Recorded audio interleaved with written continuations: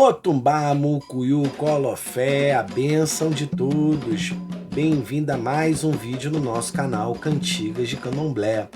Se você ainda não é inscrito no nosso canal, se inscreva aqui embaixo, ativem os sininhos das notificações, comentem, é muito importante o feedback de vocês, tá bom? Detonem nos likes, deixa o like de vocês aí, tá?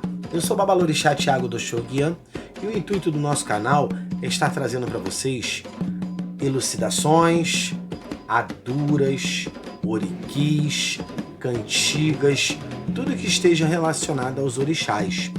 E dando sequência aí à nossa saga de aduras e oriquis, estamos trazendo hoje para vocês Adura de Iemanjá, tá? Com legenda, e a tradução vai estar na descrição do vídeo. Então, sem mais delongas, vamos recitar essa Adura aí.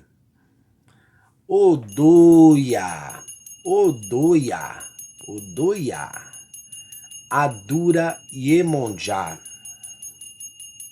Iemanjá, Bererequeciba, Tanuma Beuim. Iemanjá, Bererequeciba, Tanuma Beuim. Tobo Sinu Odoim, Orixá Guiã e Bani Odoim. Vamos lá mais uma vez. Iemanjá, Bererequeciba, Tanuma Beuim. Iemanjá, Bererequeciba, Baniá Beuim.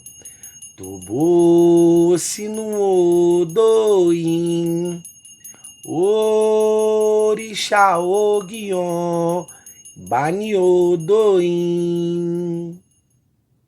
Terceira e última vez.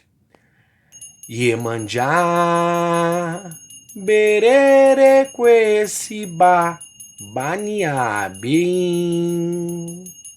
Iemanjá, Bererequeciba, Baniá Beuim. Tobo Sinu Odoim, Orixá Guiang, Bani Odoim. Odoia, Odoia, Odoia Yami. Pessoal, espero que vocês tenham gostado dessa Adura, tá?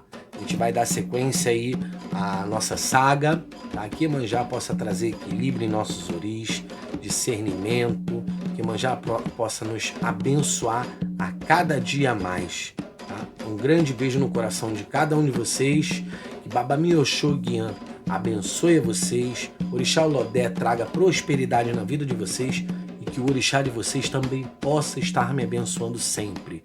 Um grande beijo no coração de cada um de vocês e até o próximo vídeo. Fui!